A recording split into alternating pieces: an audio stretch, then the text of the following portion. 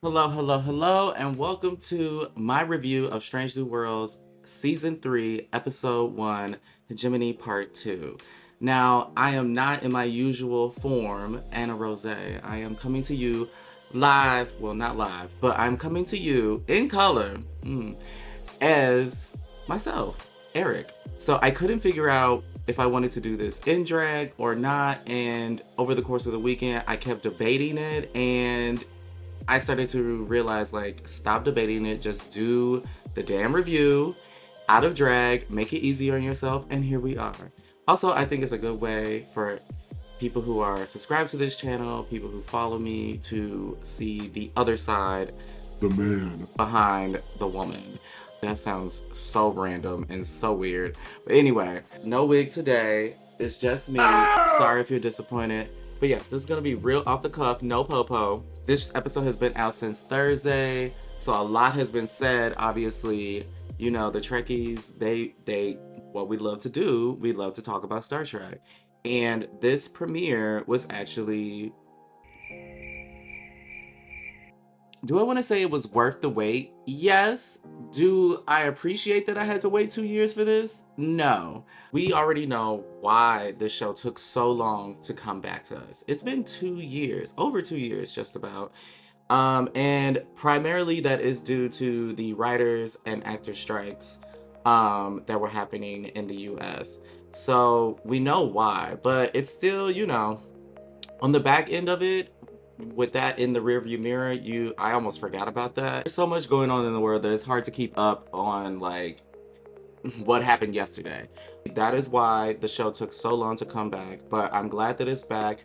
This episode, spoiler alert, I will be talking about it in depth. I will be talking about the plot, talking about things that happened to characters and things like that. So if you don't want spoilers, you haven't seen the episode, go watch that now and then come back. This episode I really enjoyed. It definitely pulls from a lot of different sci-fi. It pulls from other Star Trek, namely TNG's Best of Both Worlds. The cliffhanger to begin with, we pick up right where we left off, and Pike is under all of this pressure. And I also love that we get to see his, like, mental state in the moment where time kind of slows down and he's like, what do I do? You have colonists, you have crew members trapped on a Gorn ship, you're being bombarded by fire, outnumbered. You have Admiral April basically telling you, get out of there, you don't belong over there, girl. Like, it's time to come home and abandon your crew. So what do? You have a mini panic attack, and then you start taking suggestions from the crew. I love this scene because it shows what Star Trek, when it's doing its thing the best, is the crew working together. It shows them bouncing ideas off of each other, what's gonna work, what makes sense in the moment, things like that. They decide finally, let's track the ship with, all of this techno babble. We'll hit the ship with a torpedo that's a dud, and then we'll be able to track it across space. So they do that, they book it out of there, and they meet up with the fleet. Robert April, that man is so fine. He basically tells Pike, like, officially, we can't do nothing. The Gorn are on this side of the hegemony line, and we don't have any jurisdiction. Starfleet is severely weakened as far as, like, resources, ships, manpower, because of the Klingon War that happened a few years ago. Which, if you want to see more about that, definitely go check out Discovery. He's like, unofficially. So Robert April, the Admiral, is like, look, Pike, officially, you can't do nothing. Unofficially, find a way to make the Gorn realize that they cannot just start scooping up our people and doing whatever they want. Okay? So they go back into the fray. All while Captain Patel, Pike's on again, off again, uncommittal girlfriend, who's also a captain, she's been infected with Gorn eggs from the last episode. And as you know from previous episodes, there's really no cure for that, which is really sad because they do end up finding a workaround, kind of, by the end of the episode. So I'm like, y'all couldn't help my boy Himmer out? But I guess it was too late. So Nurse Chapel is struggling to find a cure. The plan is, let me put her in stasis. I'll freeze her body, and the eggs from maturing and killing her in the process. But snag, Captain Patel, of course, is allergic to the cryo serum that preps the body for being frozen in stasis. So she can't freeze her. The eggs are still still maturing and still growing inside of her body. So it's a race against time. Then Spock goes down to help her come up with a solution. They think of all these different scenarios. None of the simulations that they're running are working. We have Mbanga, we have La'an, we have Ortegas, we have Sam Kirk, and that's it. As far as like our missing crew on the Gorn ship, La'an is the first to emerge out of a cocoon. Very alien. I love the set design. Strange New Worlds. I don't know how they did this. I don't know if it was a mixture of their version of like the AR wall that they kind of adopted from like the Mandalorian. They have their own version of that. And I don't know if they use that or if they use a mixture of that and green screen or like real set pieces, but it looks amazing. It's a very beautifully, fully realized environment that they're in. Strange New Worlds. This is also another reason why this show takes so long to produce and release, because the special effects add such a long post-production time. I mean, they're gorgeous. And you know what? There was so much Star Trek happening and then there wasn't. So when everything stopped, it made you miss Strange New Worlds that much more. So I'm just glad to have this back. But this show is gorgeous. It is stunning. Like movie quality. The Gorn are on full display here. They look really good. There's a scene where they're like running down the hallway. It was very like video game Alien, because you know how like in Alien when they're always like, you know, they always end up in like some kind of nest and the aliens are like crawling on the ceiling. They were doing all of that, girl. Again, the puppetry and the design of the Gorn, I'm here for it. I like that they updated them in this way. It also makes sense if you have seen, not many have played this game, but I played it because I like to torture myself. So there is a Star Trek 2009 video game, and in that game, the Gorn are heavily featured as like the villains, and they look pretty close to this with the tails, the armor, the long necks. They're a little more dinosaur-like in the game, a little more longer teeth, longer snouts, things like that. But more or less, they look like this. So it makes sense because this show is produced by the same team that produced those movies. So it makes sense that they will borrow from themselves. They burst out of the cocoons. I don't know who in the writer's room or the producers have it in for Erica Ortegas. I'm telling you right now, y'all better leave my girl alone and y'all better start giving her more to do than fly things, okay?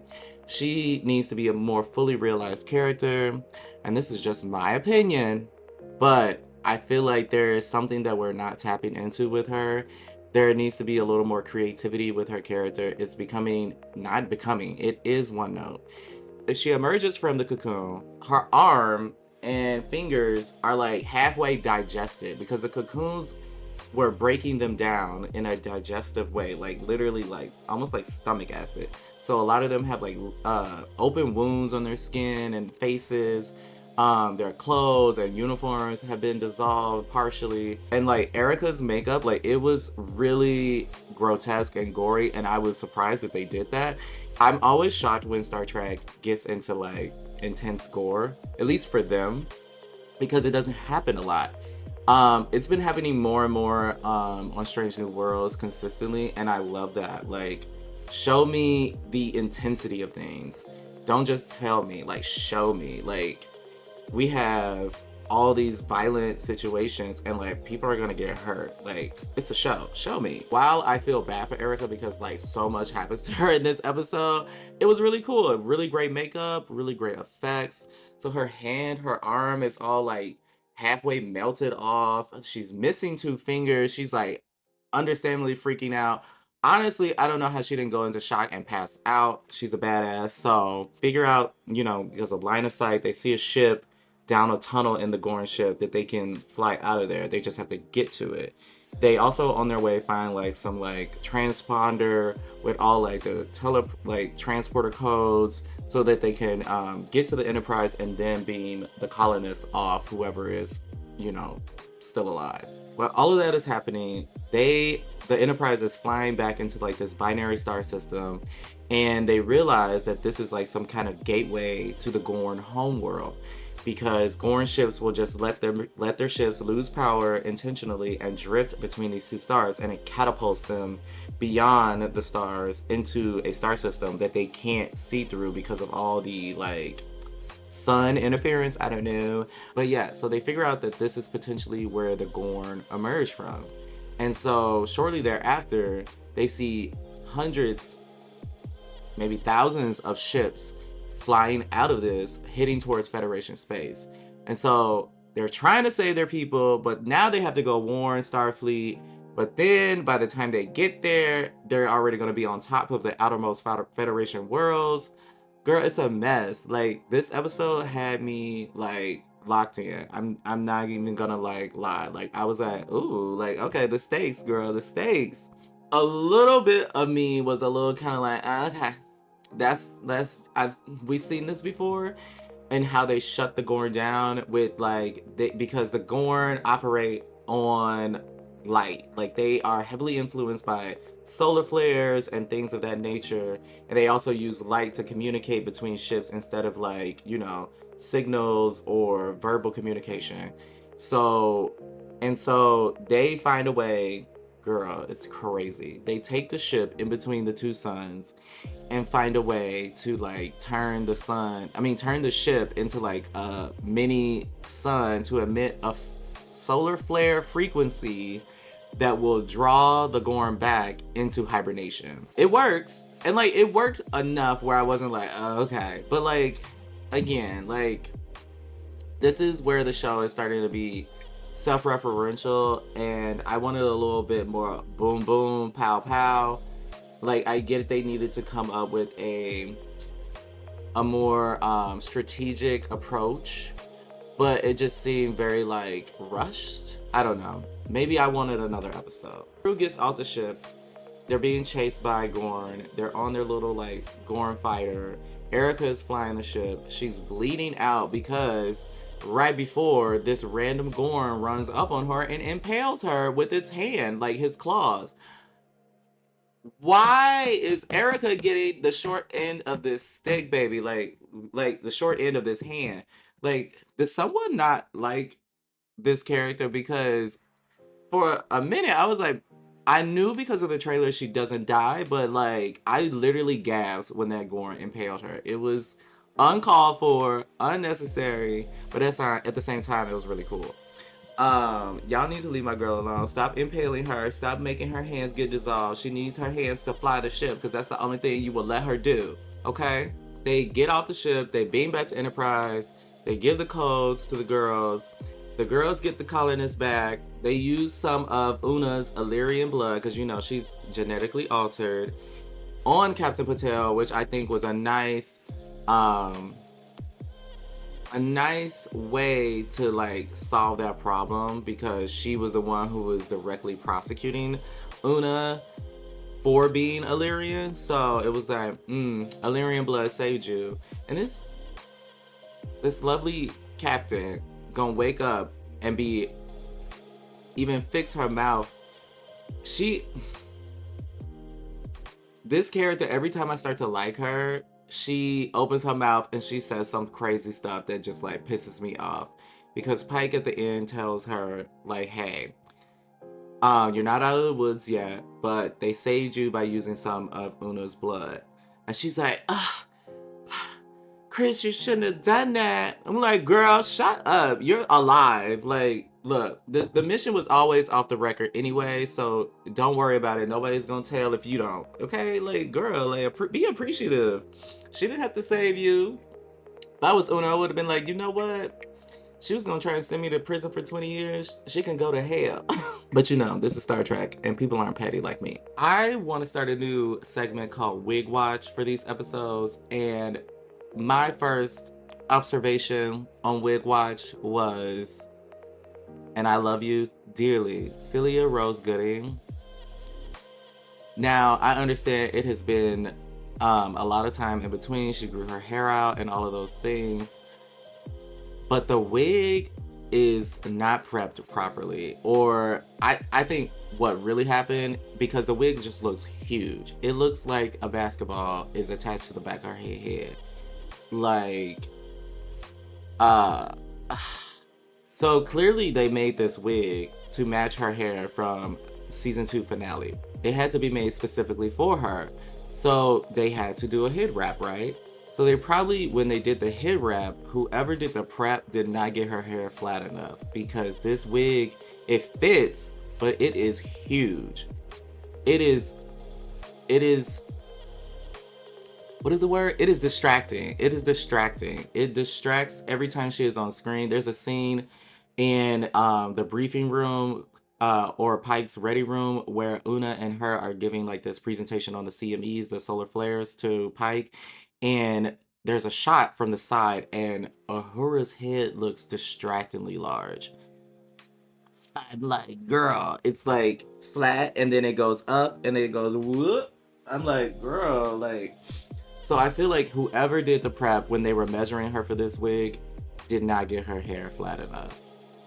And I'm like, that is a shame, because the wig fits. So that's what I think happened. I'm glad we're phasing the short hair out, just because I don't want to see that wig ever again. Or if we do need to see her in a short style, maybe for a flashback or something like that, can somebody please like either cornrow her hair down, or like, you don't even have to do all that. Just for speed purposes, twist her hair down, twist it flat to the head. It's really not that hard. It don't take that much time. I work in theater. I know how it is. Sometimes you are just doing stuff and like you have to do your best. But girl, that it could have. Y'all got all that money and all that time. It for 2 years, y'all sending my girl out there looking like that. Don't do it. They saved the day. Patel is, looking for a new ship by the end of it and all of that. The jury is still out on if I want to see more of her, because it's like, if she not complaining about one thing or the other or harassing the crew, she about to endanger them all with her Gorn babies. So I'm really just finding it hard to be invested in this character. Spock looked great, and that's why I'm wearing this. My bosoms are not as ample as Ethan Peck's, but I'm doing my best. Okay. Also, I want to give my MVP for the episode to Mitchell. She is a side character, but like every time she's on screen, I feel like she's actually contributing to the discussion or the plan or what have you, and she really shines in this episode. So let's see more of Mitchell. I feel like, oh my god. So I almost missed like another meat of the story. So we also, while everything is happening with Pike on the bridge and everybody, and then also what is happening with La'an and crew on the Gorn ship and escaping back, we also have Nurse Chapel and Spock working in sickbay on behalf of Captain Patel. And they're formulating their plan or whatever, but Spock obviously is still unsatisfied on how their relationship ended. And he's like, hey, like, what's gonna happen with us? Because she's getting ready to go to her fellowship with Roger Corby. And she's like, look, I think this is a good time for us to be away from each other, to find out who we are as people. She can tell that he's expecting something, that when she returns, maybe they'll pick up where they left off. But she's like, look, I'm trying to let you down gently and you're making this hard. So she basically reiterates, like, I am going to be gone for 3 months. I don't want you to wait for me, waste your time thinking that I'm going to come back and things are going to be different. And I think that's honestly a very mature and upfront way of doing things. Now, their relationship has been a bit soap opera-y, and like, how could it not? I mean, the whole affair business and this and that, and he was going to get married to T'Pring, and then he chose Chapel, and it's just like, I get where they're going, because I feel like they want to line up to that point in TOS where like Chapel is the one kind of like pursuing him and like trying to get with him. So I feel like in my thought process that they're trying to be like, look, he was very much invested in her. She pushed him aside, and now she's kind of like come around to the fact that like she really wants to be with him, and this is how I think it ends up that way in TOS. But he's like, oh no, I can't do this no more. I can't deal with the, you know, the uncertainty and the prospect of you rejecting me again or dumping me again. So that's why he's like in TOS. That's what I think they're gonna try and do. I'm also glad that their relationship is coming to an end. It pulls a lot of focus, and it kind of just started and stopped as soon as it started. I'm like, we got really no time with them. We got a lot more time with them pining after each other, especially her pining after him. And then when they finally did, you know, own up to their feelings and act on them, it was almost over in like an episode or two. And it really didn't go anywhere. So I was like, okay, work. A lot of build up for not much payoff. And then she realized, I don't want to be committed, which fine. But why are we doing this? Why are we chasing after a man who is engaged and then freaking out that he wants to be committed, girl? Like, make it make sense. Like, I get that's her MO, but like, leave that man alone. And which she is trying to do, but like, now you got this man hooked. It's okay, Spock. You can come be with me. I think that just about covers it for this episode. I want to thank you for watching my review of Strange New World Season 3, Episode 1, Hegemony Part 2. I will have my review up as soon as I can edit it. Sorry it's so late. So I think what I'm gonna do going forward is just do these reviews because it's so much easier to do them without drag, without makeup, just get them in and get them done. So that's the plan, that's the goal. Unless I'm also filming a quiz at the same time. So there is a chance that I could be in drag if it just lines up that way. So, and I need to work on that content as well. But thank you guys for watching this video. And if you are watching this and you are not subscribed, please subscribe. Comment your thoughts on the episode. Let me know what you thought of it. Did you like it? Did you enjoy it? Did you absolutely hate it? Did you think that it borrowed too much from other sci-fi and also other Star Trek to the point where it didn't feel like its own thing? I can totally understand that, especially for all the time that we waited. If you like to support the channel, my throne is below and also my Venmo. I don't have a Patreon, but you let me know if that would be something you guys would be interested in. I'm not sure what to put on there. I did have one at one point, but I kind of let it lapse because I feel like my YouTube is still growing, so I'm not sure if it's necessarily the move right now. But if you guys want Patreon, I used to put bloopers and behind the scene content on there. So if you're interested in that, sound off in the comments and I'll get that back up and running. And if you are interested in supporting a Patreon, supporting me, let me know what you will want to see in the future. Thank you again for watching, and I will see you in the next one. Anna Rose, over and out. /Eric.